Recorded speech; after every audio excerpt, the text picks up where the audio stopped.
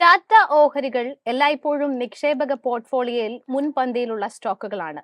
Multi bagger return നേട്ടങ്ങൾക്കും അതോടൊപ്പം തന്നെ പ്രോഫിറ്റിനും ഒക്കെ ശേഷം നിക്ഷേപകരുടെ പോക്കറ്റ് നിറച്ചവയാണ് ടാറ്റ ഓഹരികൾ. ഇന്നത്തെ വ്യാപാരത്തിൽ ടാറ്റ ഓഹരികളിൽ എല്ലാം തന്നെ ഒരു മികച്ച മുന്നേറ്റം കാണാൻ സാധിക്കുന്നുണ്ട്. ഓഹരികളുടെ പ്രകടനം വിലയിരുത്തി കഴിഞ്ഞാൽ ഇന്നത്തെ ദിവസത്തിൽ ഏറ്റവും കൂടുതൽ നേട്ടം നൽകുന്നത് 3.5% നേട്ടം രേഖപ്പെടുത്തുന്ന ടാറ്റ സ്റ്റോക്ക് നെൽക്കോയാണ്. അതേസമയം 3.24% ടാറ്റ പവർ കമ്പനി നേട്ടം രേഖപ്പെടുത്തുന്നു. ടാറ്റ എലക്സി 3.45% മുന്നേറ്റം കാഴ്ചവെക്കുന്നുണ്ട്. 3% കൂടുതലാണ് ടാറ്റ കെമിക്കൽസ് നൽകുന്ന മുന്നേറ്റം. 2.5% ഇന്ത്യൻ ഹോട്ടൽസ് കമ്പനി മുന്നേറ്റം രേഖപ്പെടുത്തുമ്പോൾ സമാനമായിട്ടുള്ള ഒരു പെർഫോമൻസ് ട്രെൻഡിന്റെ ഓഹരികളും കാഴ്ചവെക്കുകയാണ്. വോൾട്ടാസ് 2.5% നേട്ടം രേഖപ്പെടുത്തുമ്പോൾ 1% കൂടുതലാണ് ടാറ്റ ടെക്നോളജീസിന്റെ ഒരു മുന്നേറ്റം ഇന്നത്തെ ദിവസത്തിൽ രേഖപ്പെടുത്തുന്നത് എന്ന് കാണാം. Tata communications 1.91%, Tata consumer product 1.19% നേട്ടം രേഖപ്പെടുത്തുമ്പോൾ ഇന്ന് ടൈറ്റൻ വളരെ ഫ്ലാറ്റ് പെർഫോമൻസ് ആണ് കാഴ്ചവെക്കുന്നത്. ടാറ്റ സ്റ്റീൽ 1% ഒരു ഇടിവ് രേഖപ്പെടുത്തുമ്പോൾ ഇന്നത്തെ ദിവസത്തിൽ TCSും 1.34% ഒരു മുന്നേറ്റം രേഖപ്പെടുത്തുന്നുണ്ട്. ഈ സ്റ്റോക്കുകളിൽ ഇന്നത്തെ ദിവസം ടാറ്റ ഇൻവെസ്റ്റ്മെന്റ് 5% ഒരു വലിയ ഇടിവാണ് കാഴ്ചവെക്കുന്നത്. ഒപ്പം ടാറ്റ മോട്ടോഴ്സ് രാവിലത്തെ നേട്ടങ്ങൾക്ക് ശേഷം നിലവിൽ ഒരു ഇടിവിലേക്ക് പോയിട്ടുണ്ട്. 1% കൂടുതൽ ഇടിവിലേക്കും എന്നും കാണാം. ചെറുതും വലുതുമായ നിരവധി ടാറ്റ സ്റ്റോക്കുകളിൽ കഴിഞ്ഞ വർഷത്തിൽ ഏറ്റവും അധികം നേട്ടം നൽകിയ സ്റ്റോക്ക് 302.84% ഒരു മൾട്ടി ബാഗർ നേട്ടം നൽകിയത് ടാറ്റ ഇൻവെസ്റ്റ്മെന്റിന്റെ ഓഹരികളാണ്. ഒപ്പം 208.42% നേട്ടവുമായി ട്രെൻഡും തൊട്ടു പിന്നാലെയുണ്ട്. 137.9% ഒരു മൾട്ടി ബാഗർ നേട്ടം ടാറ്റ മോട്ടോർ സ്റ്റോക്കും നൽകിയപ്പോൾ അടുത്ത സ്ഥാനത്ത് 89.5% നേട്ടവുമായിട്ട് ടാറ്റ പവർ കമ്പനിയാണുള്ളത്. ഇങ്ങനെ മികച്ച നേട്ടം നൽകി വരുന്ന ടാറ്റ ഓഹരികളിൽ ഇന്നത്തെ ദിവസത്തിൽ മികച്ച പ്രകടനം കാഴ്ചവെക്കുന്നത് ടാറ്റ മോട്ടോർ സ്റ്റോക്ക് ആയിരുന്നു. രാവിലെ 1% നേട്ടം നൽകിയ സ്റ്റോക്ക് കൂടിയായിരുന്നു ടാറ്റ. ഈ ടാറ്റ ഓഹരി കഴിഞ്ഞ കുറെ ദിവസങ്ങളിലായി ഇനി പറയുന്ന ടാറ്റ ഓഹരി വലിയൊരു ഇടിവിലേക്കാണ് പോയിട്ടുള്ളത്. പ്രത്യേകിച്ച് ടാറ്റ ഇൻവെസ്റ്റ്മെന്റ് ഓഹരികളാണ് അവ. ഇന്നും ഓഹരി 5% ഇടിവ് രാവിലെ മുതൽ തന്നെ കാഴ്ചവെച്ചിട്ടുണ്ടായിരുന്നു. ആ ഒരു ഇടിവിന്റെ തോത് അല്പം പോലും ഇപ്പോഴും കുറഞ്ഞിട്ടില്ല എന്നാണ് മനസ്സിലാക്കേണ്ടത്. ടാറ്റ മോട്ടോഴ്സിന്റെ നേട്ടത്തിന് പിന്നിൽ ലേറ്റസ്റ്റ് അപ്ഡേറ്റ് എന്ന് പറയുന്നത് തമിഴ്നാട് സർക്കാരുമായി കരാറിൽ ഒപ്പുവെച്ചതാണ്. 5000 തൊഴിലവസരങ്ങൾ സൃഷ്ടിക്കാൻ സാധ്യതയുള്ള 9,000 കോടി രൂപയുടെ നിർമ്മാണ പ്ലാന്റ് സ്ഥാപിക്കാൻ തമിഴ്നാട് സർക്കാരുമായി കമ്പനി കരാർ ഒപ്പിട്ടതായി പ്രഖ്യാപിച്ചതിന് ശേഷമാണ് ഇന്നത്തെ തുടക്കഘട്ടത്തിൽ ടാറ്റ മോട്ടോഴ്സ് ലിമിറ്റഡിന്റെ ഓഹരികൾ 1% ഉയർന്ന് 982 രൂപയിൽ വ്യാപാരം നടത്തിയത്. ഈ ധാരണാപത്രം ഒപ്പുവെച്ചതിന് ശേഷം ഗൈഡൻസ് ടീമുകൾ നിക്ഷേപ പ്രോത്സാഹനത്തിനും സൗകര്യത്തിനും വേണ്ടിയുള്ള തമിഴ്നാടിന്റെ നോഡൽ ഏജൻസിയും ടാറ്റ മോട്ടോഴ്സ് ഗ്രൂപ്പും ഈ അവസരം മുന്നോട്ട് കൊണ്ടുപോകുന്നതിന് ഒരുമിച്ച് പ്രവർത്തിക്കുമെന്ന് അറിയിക്കുകയും ചെയ്തു. കർണാടകയിലെ ധാർവാഡിന് ശേഷം ദക്ഷിണേന്ത്യയിലെ കമ്പനിയുടെ രണ്ടാമത്തെ പ്ലാന്റ് ആണ് ഇത് എന്നുള്ള ഒരു പ്രത്യേകത കൂടിയുണ്ട്. ടാറ്റ മോട്ടോഴ്സിന്റെ കാര്യത്തിൽ മാർച്ച് 4-ന് കമ്പനി അതിന്റെ ബിസിനസിനെ 2 വ്യത്യസ്ത യൂണിറ്റുകളായി വിഭജിക്കാൻ അംഗീകാരം നൽകിയിരുന്നു. കമ്പനിയുടെ ബ്രിട്ടീഷ് ആഡംബര car unit Jaguar land rover അതായത് JLR ഉൾപ്പെടുന്ന വാണിജ്യ വാഹനവും പാസഞ്ചർ വാഹന ബിസിനസ്സുകളും ഉൾപ്പെടുന്ന 2 ലിസ്റ്റഡ് ബിസിനസ്സുകളായി വിഭജിക്കും എന്നാണ് അറിയിച്ചിരുന്നത്. ഇത് യാഥാർത്ഥ്യമാകാൻ ഏകദേശം 12 മുതൽ 15 മാസം എടുക്കുകയും ചെയ്യും. പക്ഷേ ഈ വിഭജനം പ്രഖ്യാപിച്ചപ്പോഴും ഓഹരികൾ മുന്നേറ്റം തന്നെയായിരുന്നു. മാർച്ച് 4-ന് പ്രഖ്യാപനം നടത്തി പിറ്റേന്ന് അതായത് മാർച്ച് 5-നാണ് ഓഹരികൾ സർവകാല ഉയരമായിട്ടുള്ള 1065.6 എന്ന നില തൊടുന്നത്. അപ്പോഴും വിഭജനം കമ്പനിയെ ബാധിക്കില്ല എന്ന തരത്തിലാണ് ഓഹരികൾക്ക് ബ്രോക്കറേജുകൾ ബൈ റെക്കമെൻഡേഷൻ നിലനിർത്തിയത്. ഇനിയും ഒരു അപ്സൈഡ് പൊട്ടൻഷ്യൽ സാധ്യത മുന്നിൽ കണ്ടുകൊണ്ടാണ് ടാറ്റയുടെ ഈ ഓഹരിയിൽ ബ്രോക്കറേജുകൾ ഒരു പ്രതീക്ഷ വെച്ചത്.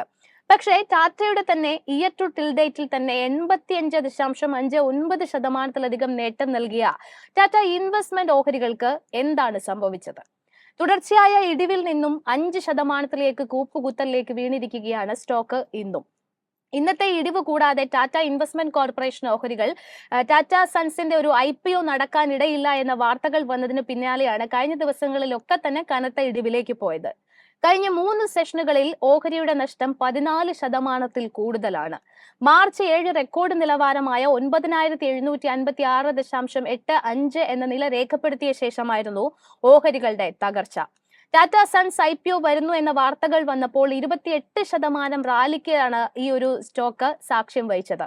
കൂടാതെ Tata chemicals, Tata power, Rallis India എന്നിവയും ഇതിന് ശേഷം ഈ ഒരു IPO വാർത്തകൾക്ക് ശേഷം IPO വരുന്നില്ല എന്നുള്ള ഒരു വാർത്തകൾക്ക് ശേഷം ഇടിവ് രേഖപ്പെടുത്തിയിട്ടുണ്ടായിരുന്നു.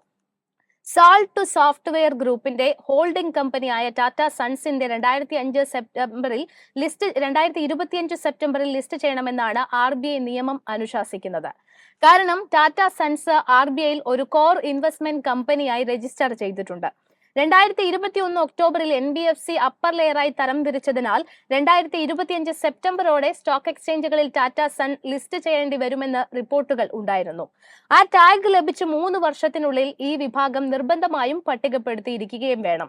അതായത് ലിസ്റ്റിംഗ് നിബന്ധനയിൽ നിന്ന് ഒഴിവാകാൻ ടാറ്റ സൺസിന്റെ കടങ്ങൾ കുറയ്ക്കാനും ചില പ്രവർത്തനങ്ങൾ ഒഴിവാക്കാനും ഗ്രൂപ്പ് ആലോചന തുടങ്ങി. പ്രധാനമായും ട്രസ്റ്റുകൾ ഓഹരി കൈയാളുന്ന ടാറ്റ സൺസ് ലിസ്റ്റ് ചെയ്താൽ ട്രസ്റ്റുകളുടെ പല ആനുകൂല്യങ്ങളും നഷ്ടപ്പെടും എന്ന സാഹചര്യമുണ്ട്. ഇതാണ് പുനരാലോചനയ്ക്ക്, അതായത് IPO പുനരാലോചനയ്ക്ക് പ്രധാന മറ്റൊരു കാരണമായിട്ട് വിലയിരുത്തപ്പെടുന്നത്. കഴിഞ്ഞ 12 മാസങ്ങളിലായി ടാറ്റ ഇൻവെസ്റ്റ്മെന്റ് കോർപ്പറേഷൻ ഓഹരികളുടെ റിട്ടേൺ 324%. ഈ കാലയളവിൽ 30% റിട്ടേൺ മാത്രമാണ് നിഫ്റ്റി നടത്തിയിട്ടുള്ളത് എന്നുള്ളത് കൂടി നിക്ഷേപകർ ഓർത്തിരിക്കേണ്ടതുണ്ട്. അനലിസ്റ്റ് റേറ്റിംഗിന്റെ അഭാവവും സ്ഥാപന നിക്ഷേപകരുടെ ഉടമസ്ഥാവകാശവും കുറവാണെങ്കിലും സിഗ്നിഫിക്കന്റ് ഔട്ട് പെർഫോമൻസ് നടത്തിയ ഓഹരിയാണ് ടാറ്റ ഇൻവെസ്റ്റ്മെന്റ് കോർപ്പറേഷൻ എന്ന് പറയാതിരിക്കാൻ വയ്യ. ചുരുക്കി പറഞ്ഞാൽ അനലിസ്റ്റ് കവറേജ് ഇല്ലാതിരുന്നിട്ടും ഈ വർഷത്തെ ഇന്ത്യയിലെ ഏറ്റവും വലിയ സ്റ്റോക്ക് വിന്നറായി മാറിയ ഓഹരിയാണ് Tata investment corporation. Tata investment ഓഹരികൾ നിലവിൽ 50-day, 200-day സിമ്പിൾ മൂവിംഗ് ആവറേജിന് മുകളിലാണ് വ്യാപാരം നടത്തുന്നത്. അതേസമയം അതിന്റെ മൊമെന്റം ഇൻഡിക്കേറ്റേഴ്സ് സൂചിപ്പിക്കുന്നത് നിലവിൽ സ്ട്രോങ്ലി ഓവർബോട്ട് സോണിലാണ് വ്യാപാരം നടത്തുന്നത് എന്നാണ്. ഇൻവെസ്റ്റ്മെന്റ് കോർപ്പറേഷൻ ഓഫ് ഇന്ത്യ എന്നറിയപ്പെട്ടിരുന്ന സമയത്ത് പ്രാഥമികമായി ഇക്വിറ്റി ഷെയറുകളും ഇക്വിറ്റി സംബന്ധമായ സെക്യൂരിറ്റികളും പോലുള്ള ദീർഘകാല നിക്ഷേപങ്ങളിൽ ഏർപ്പെട്ടിരിക്കുന്ന ഒരു നോൺ ബാങ്കിംഗ് ഫൈനാൻഷ്യൽ കമ്പനിയായിരുന്നു ഇത്. 1995 സെപ്റ്റംബർ 18 കമ്പനിയുടെ പേര് ടാറ്റ ഇൻവെസ്റ്റ്മെന്റ് കോർപ്പറേഷൻ ലിമിറ്റഡ് എന്നാക്കി മാറ്റി.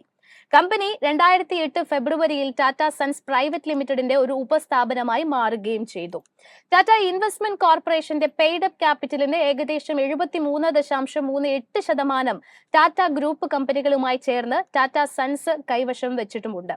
Tata chemicals, Trent, Tata motors തുടങ്ങിയ ഓഹരികൾ 30%-ലധികം ഉയർന്നതോടെ നിരവധി ഗ്രൂപ്പ് കമ്പനികളിലെ ടാറ്റ ഇൻവെസ്റ്റ്മെന്റിന്റെ ഓഹരിയും ഈ വർഷം ഉയർന്നു.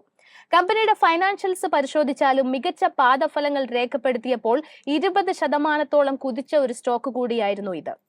2024 സാമ്പത്തിക വർഷത്തിന്റെ 3ാം പാദത്തിൽ അറ്റാദായം കുതിച്ചുയർന്നു. 53.2 കോടി രൂപയുടെ പ്രോഫിറ്റ് ആഫ്റ്റർ ടാക്സിൽ ഏകദേശം ഒരു 53% വർധനവാണ് കമ്പനി റിപ്പോർട്ട് ചെയ്തിട്ടുള്ളത്. പ്രവർത്തനങ്ങളിൽ നിന്നുള്ള കമ്പനിയുടെ വരുമാനം 36.87% ഉയർന്ന് 51.6 കോടി രൂപയായി. എബിഡയ്ക്ക് മുൻപുള്ള അതിന്റെ വരുമാനം 40% ഉയർന്ന് 44.2 കോടി രൂപയുമായി. മികച്ച നേട്ടങ്ങൾ പോയ വാരത്തിൽ രേഖപ്പെടുത്തിയ സ്റ്റോക്കിന്റെ ടെക്നിക്കൽ ലെവൽസ് പരിശോധിച്ചാൽ കണ്ടിന്യൂസ് ആയിട്ട് ട്രേഡിംഗ് സെഷനുകളിൽ നിലവിൽ ഒരു ലോവർ സർക്യൂട്ടിലേക്ക് സ്റ്റോക്ക് എത്തുന്നതായിട്ട് കാണാൻ സാധിക്കുന്നുണ്ട്. അതിന്റെ ഒരു ആദ്യ സപ്പോർട്ട് കാണാൻ സാധിക്കുന്നത് 7608 എന്നുള്ള ഒരു നിലവാരത്തിലാണ്. 7321 ഒരു മേജർ സപ്പോർട്ടും കാണാം. ആ ഒരു ലെവലും ബ്രേക്ക് ചെയ്താൽ പിന്നീട് 6802 സപ്പോർട്ട് കടന്നു വരുന്നത്.